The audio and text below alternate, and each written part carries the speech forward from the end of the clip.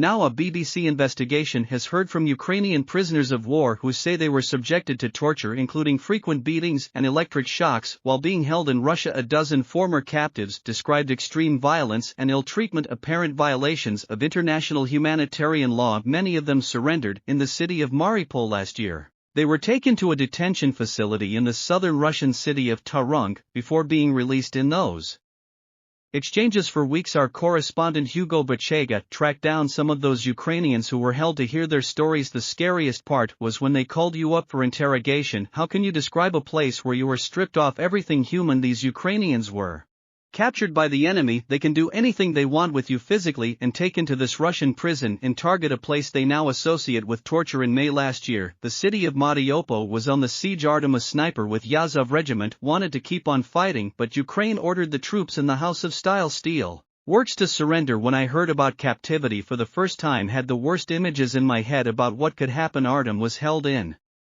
Taganrog for 7 months. He says he was frequently beaten and given electric shocks. He often witnessed other captives suffering too after the beatings. One day I was brought to a room. I saw a young man holding his hands up. His fingers were bleeding. Did they insert needles under your fingernails? I asked. He said yes. For weeks I tracked down Ukrainians who had been taken to Target and came back. People like Adina, who is now a conscript officer in the military. She was a combat medic when she surrendered. She says not even the women were spared. The brutality of the gods. They dragged us by our hair. They beat us in the kidneys and the ribs with hammers and batons. How to describe a Garrick Road? Only devils live and work there. This is Dennis, a military surgeon. He tells me people were beaten as soon as they arrived in rooms, hallways, and even in the shower. He was left with 3 broken ribs and could barely breathe.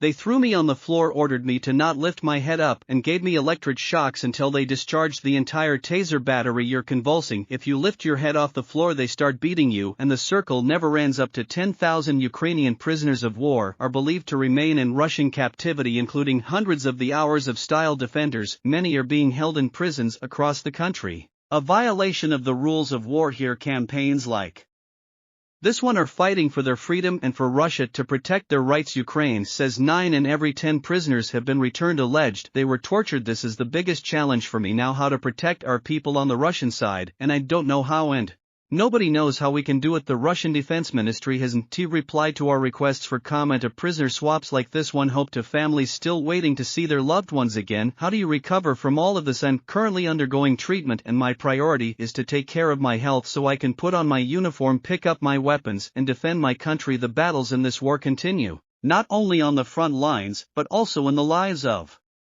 Ukrainians trying to overcome so much cruelty.